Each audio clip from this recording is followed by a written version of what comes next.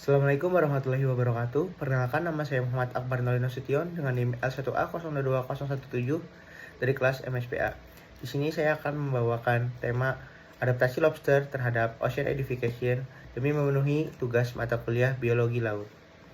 Yuk disimak bersama. Pengasaman laut didefinisikan sebagai penurunan pH laut selama beberapa dekade atau lebih, yang terutama disebabkan oleh penyerapan karbon dioksida atau CO2 dari atmosfer ketika CO2 diserap oleh laut. Dan reaksi kimia pun terjadi. Secara khusus, asam karbonat terbentuk dan ion hidrogen dilepaskan. Akibat dari itu, pH air permukaan laut menurun, membuat air laut menjadi lebih asam. Selanjutnya, lobster adalah jenis krustasea laut yang dikenal dengan cangkang kerasnya, sepasang besar, capit, atau claw. Mereka termasuk dalam keluarga Neophoridae dan Palinuridae dan umumnya ditemukan di perairan laut di seluruh dunia. Lobster biasanya hidup di dasar laut atau di tepatnya di antara celah-celah karang dan di dekat bebatuan. Nah, ada beberapa bentuk adaptasi lobster terhadap ocean acidification.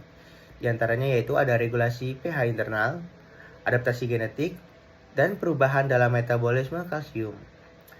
Regulasi pH internal dalam adaptasi lobster yaitu lobster dapat mengatur pH internal tubuh mereka untuk mengurangi dampak perubahan pH eksternal. Mekanisme ini melibatkan sistem buffer internal dan proses fisiologis yang dapat membantu lobster mempertahankan keseimbangan asam basa. Selanjutnya itu ada adaptasi lobster terhadap genetik. Populasi lobster dapat mengalami variasi genetik yang memungkinkan beberapa individu yang memiliki toleransi yang lebih baik terhadap kondisi lingkungan yang lebih asam. Seiring waktu, seleksi alam dapat mempromosikan penyebaran sifat-sifat adaptif ini. Yang terakhir dalam adaptasi lobster yaitu ada perubahan dalam metabolisme kalsium. Ocean acidification dapat memengaruhi ketersediaan ion karbonat yang diperlukan untuk pembentukan cangkang yang keras. Lobster mungkin mengalami perubahan dalam metabolisme kalsium mereka atau mencari sumber alternatif untuk meminimalkan dampak pada pertumbuhan cangkang. Selanjutnya ada bentuk adaptasi lobster.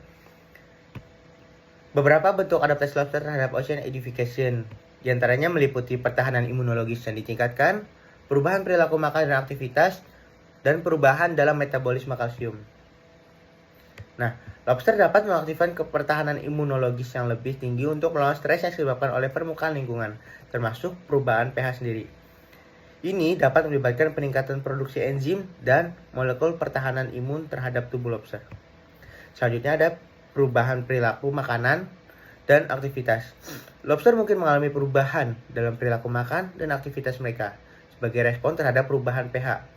Ini dapat termasuk penyesuaian dalam pola pencarian makanan dan pola gerak untuk mengurangi paparan terhadap kondisi lingkungan yang asam.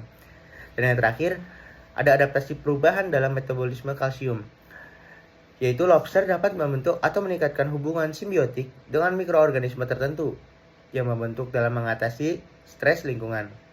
Ini mungkin melibatkan mikroba yang mendukung penyerapan nutrien atau membantu dalam penyeimbangan asam basa.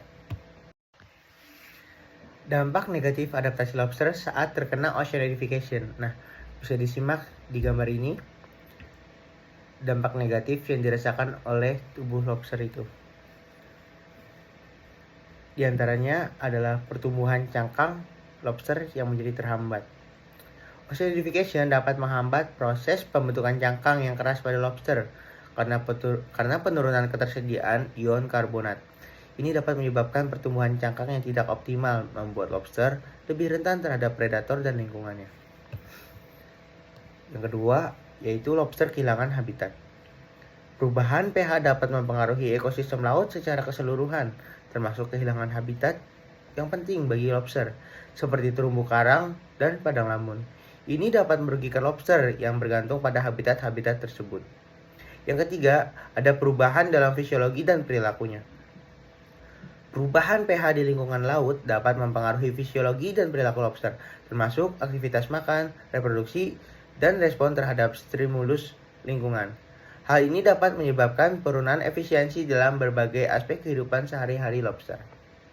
Yang keempat, ada perubahan dalam kesediaan nutrien. Ocean acidification dapat memengaruhi ketersediaan nutrien di lingkungan laut. Perubahan ini dapat mempengaruhi sumber daya makanan lobster dan berdampak pada pertumbuhan dan reproduksi mereka. Dan yang kelima yaitu stres fisiologis. Perubahan pH yang cepat dan ekstrim dapat menyebabkan stres fisiologis pada lobster. Stres ini dapat memengaruhi kesehatan umum, resistensi terhadap penyakit, dan tingkatan kelangsungan hidup. Nah, mungkin sekian presentasi yang dapat saya sampaikan terkait dampak ocean acidification terhadap lobster. Mungkin jika ada pertanyaan, teman-teman bisa bertanya di kolom komentar. Nanti saya bantu jelaskan. Sekian, terima kasih. Wassalamualaikum warahmatullahi wabarakatuh.